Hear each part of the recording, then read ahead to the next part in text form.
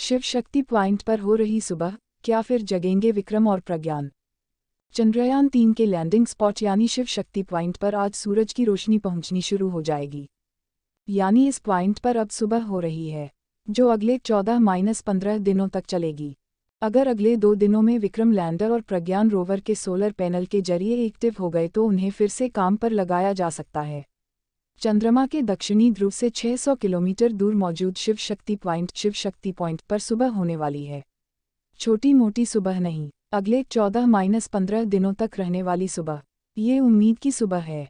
अगर सूरज की पर्याप्त रोशनी चंद्रयान-3 के विक्रम लैंडर और प्रज्ञान रोवर के सोलर पैनल्स पर पड़ी तो वो जाग जाएंगे।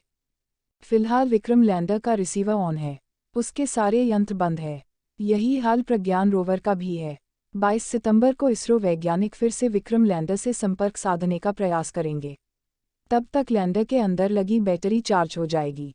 सारे यंत्र ठंड से निकलने के बाद गर्म हो चुके होंगे, एक्टिव हो चुके होंगे। भारत की कामयाबी के बाद अब नासा जाएगा चांद के दक्षिणी ध्रुव पर।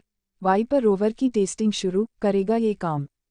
नासा रोवर मून, भारत के चंद्रयान-3 की कामयाबी के बाद अब नासा चांद पर पहुंचने में तेजी ला रहा है। नासा ने वाइपर रोवर बनाया है, जिसकी टेस्टिंग शुरू हो गई है। चांद पर इंसानों को पहुंचाने से पहले नासा का यह रोवर कई महत्वपूर्ण काम करेगा। इसे रैंप से उतारने का टेस्ट किया गया है। भारत का चंद्रयान मिशन कामयाब हो चुका है। इसके बाद अब दुनिया भर की स्पेस एजेंसियां अपने चंद्रमा मिशन में तेजी ला रही हैं। नासा अपना एक चंद्रमा रोवर बना रहा है। इसका नाम volatiles investigating polar exploration rover VIPER है। नासा इसे चंद्रमा के दक्षिणी ध्रुव पर 2024 के अंत में पहुंचाना चाहता है। नासा के जॉनसन स्पेस सेंटर के इंजीनियरों ने रोवर के प्रोटोटाइप को रैंप से नीचे उतारने का टेस्ट किया। अलग अलग तरह से उतरने के लिए रैंप को कई कोण पर झुकाया गया। यह रोवर जिस लैंडर में जाएगा उसे एक प्राइवेट कंपनी एस्ट्रोबॉटिक की ओर से बनाया जा रहा है। यह चांद के नोबेल क्रेटर के पास उतरेगा। नासा ने तैयारियों से जुड़ा वीडियो भी शेयर किया, जिसमें दिख रहा है कि एक प्रोटोटाइप रोवर धीरे धीरे लैंडर से सतह की ओर बढ़ रहा है। एक ट्वीट में नासा अधिकारियों ने लिखा, हमारा वाइपर रोवर प्रोटोटाइप अपने चंद्रमा लैंडर से बाहर निकलने का अभ्यास कर रहा है। रोवर 2024 के अंत में चंद्रमा के दक्षिणी ध्रुव पर भविष्य के लैंडिंग स्थल के पास पहुंचने के लिए तैयार है। नासा का कहना है कि यह रोवर 2025 या 2026 से पहले आर्टेमिस-3 मिशन के लैंडिंग साइट के पास जाएगा और कुछ महत्वपूर्ण प्रयोग करेगा।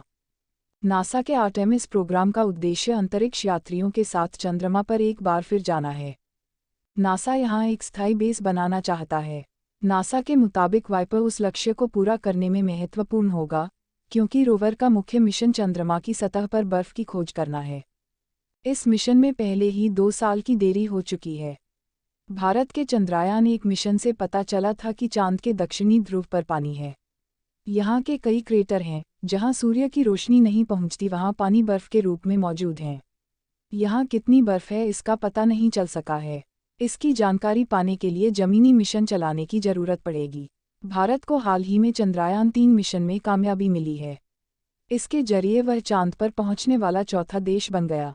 वहीं चंद्रमा के दक्षिणी ध्रुव पर पहुँचने वाला पहला देश है।